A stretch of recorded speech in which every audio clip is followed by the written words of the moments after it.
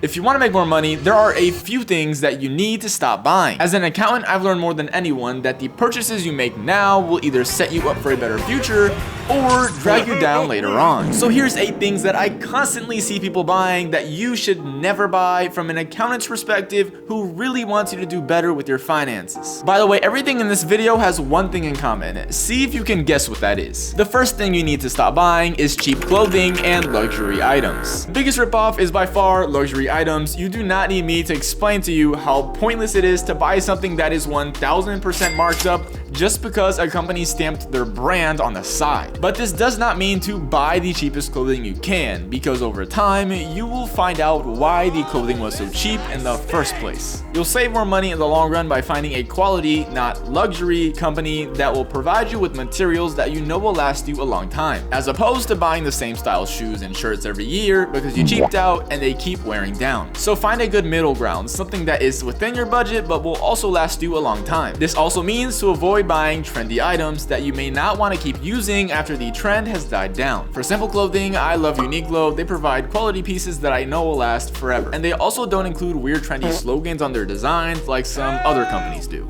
The second item you need to stop buying are subscription boxes. I'm gonna let you in on what these really are. As you know, companies sell goods, so when Nike has an item, you'll see it in a Nike store. But what happens if Nike has an item that just isn't selling and nobody wants? You may have heard of places like Ross or Marshalls. No hate here, these places are packed with value, but you wanna know why? Because anything that isn't flying off the shelves at Nike stores are then sent to discount stores like Ross and Marshalls, and you guessed it, at a discounted price. So what happens when the discounted stores have items that aren't selling? There's actually a few options, but this is where the items that make up subscription boxes come from. Usually subscription boxes have 1 or 2 good items and then a bunch of random things that you would never actually go buy yourself. It's a way for companies to not lose as much money from unwanted goods, and a way for customers to feel like they're getting a lot of value from their monthly subscription. Instead of doing this, cut the crap and just buy what you need. Don't fall for the whole mysterious monthly subscription stuff.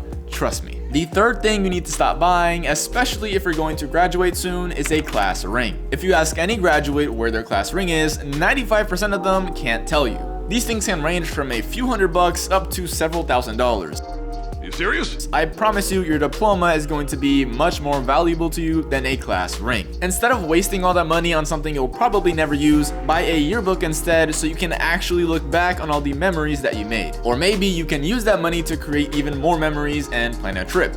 Or just buy a laptop that can literally be used for anything. Shoot, I mean, the camera I'm literally using to record this video cost me $600, which is the average price of a class ring. So you choose, buy a class ring, or buy literally anything else. I mentioned planning a trip, which brings me to my fourth point on things to never buy: souvenirs. Now, as someone who enjoys to travel as much as I can, I do buy souvenirs. There's nothing inherently wrong with getting them. I am more specifically referring to these souvenirs that are unusable and take up too much space. For example, my wife and I drink coffee almost every day, so I do sometimes get mugs as souvenirs. It's something I know that will constantly be used, so it serves a purpose. A fridge magnet doesn't serve a real purpose, but it also doesn't take up very much space either, so those are okay too. On the other hand, something like an ornament would only be displayed during certain seasons, so it would just take up space and really serves no purpose. Same with key rings. Looks pretty, but it can become inconvenient to constantly have several souvenir key rings, making a ruckus on your keychain everywhere you go. Last example is something like plates. Usually you won't use decorative ones, so they just end up taking a lot of space over time. You can make an exception for this if you genuinely know that you are really going to be using it a lot. Now, the fifth thing you should stop buying is cable. It's 2023. In addition to YouTube, there are so many different streaming options to watch content on. So why are you still paying for cable to only watch 1% of the channels that you're being charged for? But let's say you're a big sports person, and obviously something like Netflix isn't going to offer that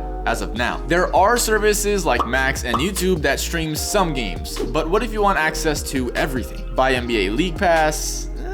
I mean, it's not like there's websites out there that can just stream any game you want to watch. Reddit definitely would not be helpful in finding that. Definitely don't think there's any websites that can actually do that. Not in this day and age, for sure.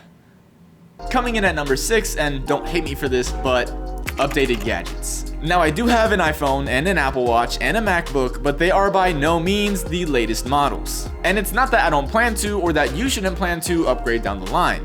If you're still rocking a BlackBerry, it's time.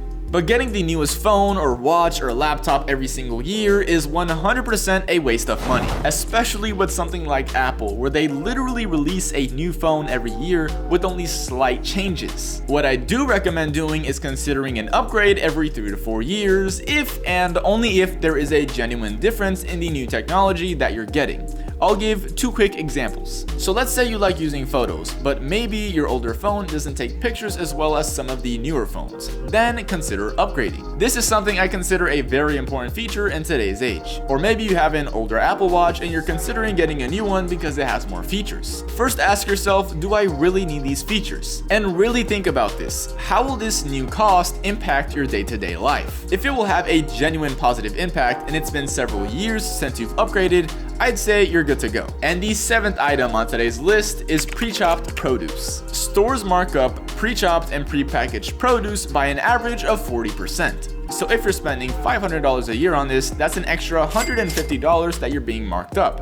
Is that really worth the few extra minutes of chopping up fruit? If it is, then by all means, I am not here to tell you what to do, but in my opinion, it's not worth the cost, and it's less plastic to keep track of. The only time I would consider buying this is for special occasions where I know I won't be home, like if I'm going to the beach or something. Other than that, I really do not recommend this kind of cost on a consistent basis. And lastly, the last item you need to make sure you avoid buying is a new car. This makes no sense. Now I know it sounds really nice, company just announced a new car, it has all these crazy features, and you just have to get your hands on it. Well, let me drop a quick reminder for you. Navigation, or GPS, in cars was first released in the 90s, but it's everywhere today. In 1940, air conditioning was first introduced into cars, also everywhere today. Some cars today can go up to 200 miles per hour, but the fastest speed limit in the US is only 85. In Austin, by the way. Regardless of the coolest and newest features, cars all have the same purpose, to get you from point A to point B at the same speed as everyone else. I'm not saying to get a car with no air conditioning. We literally just had the hottest summer ever on Earth.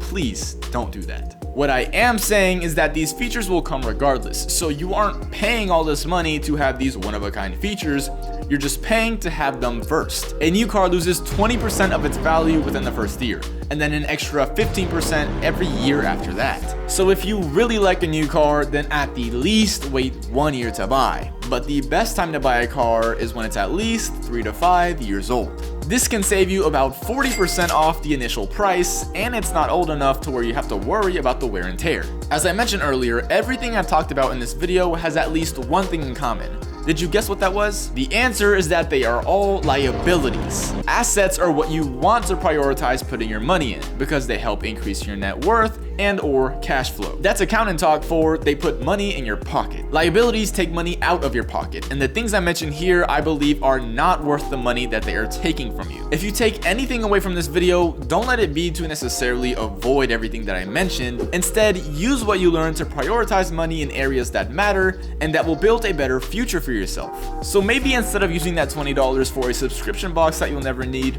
use it to invest in the market, or maybe save up for a purchase that can help you start your own side hustle. Whatever it be, have a purpose with the money you spend. Now, if you are interested in investing, I have a few links below that will get you some free stocks if you haven't already signed up for their brokerages. I really hope you learned something new today, and if you have any questions, maybe about the purchases that you're making, leave that in the comments and I'm gonna do my very best to help you out. As always, I have another book to get back to, so I'll see you next week. Have a fantastic day, a fantastic week, and stay smart.